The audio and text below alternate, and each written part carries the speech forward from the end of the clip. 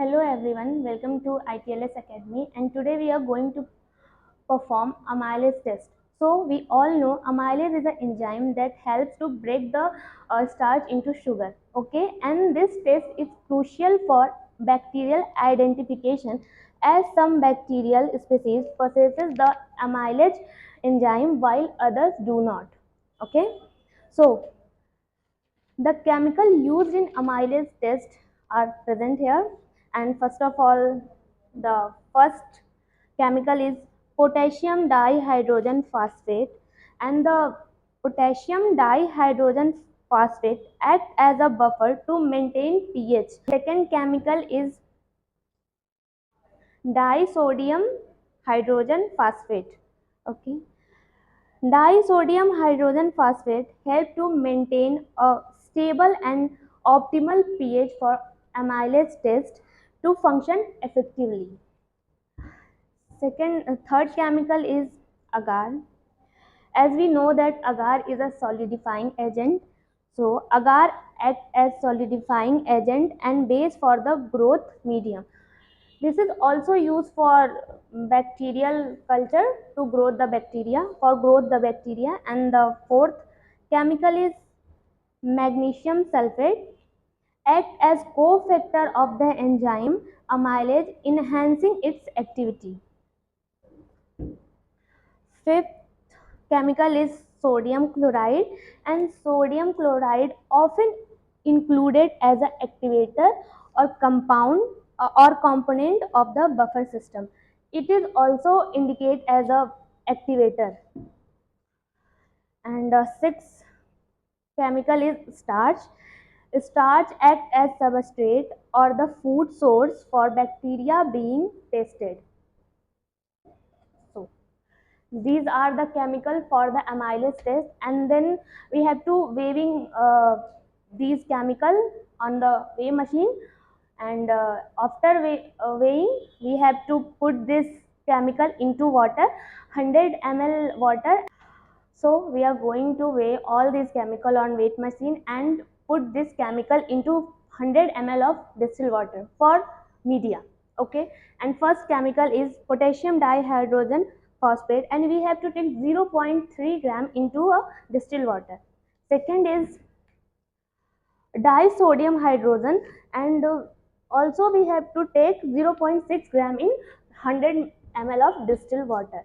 And third is agar, and we have to take 1 gram of agar in 100 ml of distilled water. Fourth is magnesium sulfate, and we have to take 0.02 gram in 100 ml of distilled water.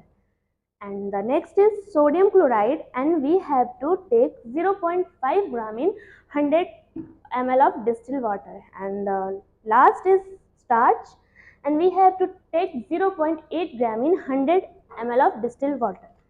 And after dissolving all these in 100 ml of distilled water, we have to calibrate the pH of this media.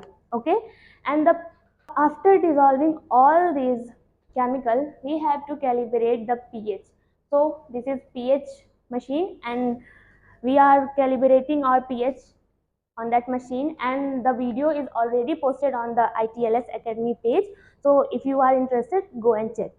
Okay, and the pH of these media is going to be 7.4, and we are calibrating or we are maintaining the pH by the help of pH machine.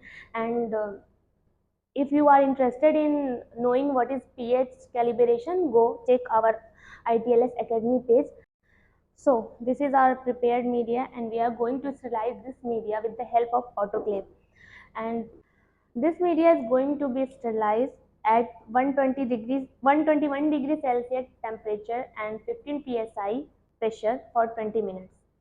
After sterilize, we are going to clean our laminar flow with the help of ethanol, 70% of ethanol.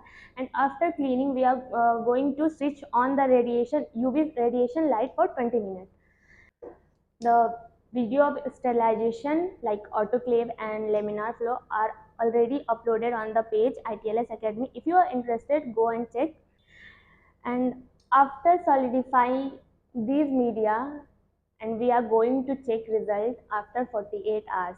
After 48 hours, we have our streak Petri plate, and we are going to put gram iodine across over the surface, and then we show if there is any kind of zone formed in the Petri plate, there is presence of starch, and if there is no zone formation, then there is no presence of starch. Okay, so let's do.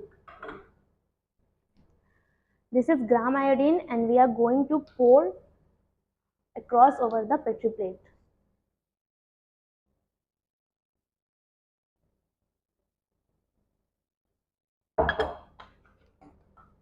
Then shake,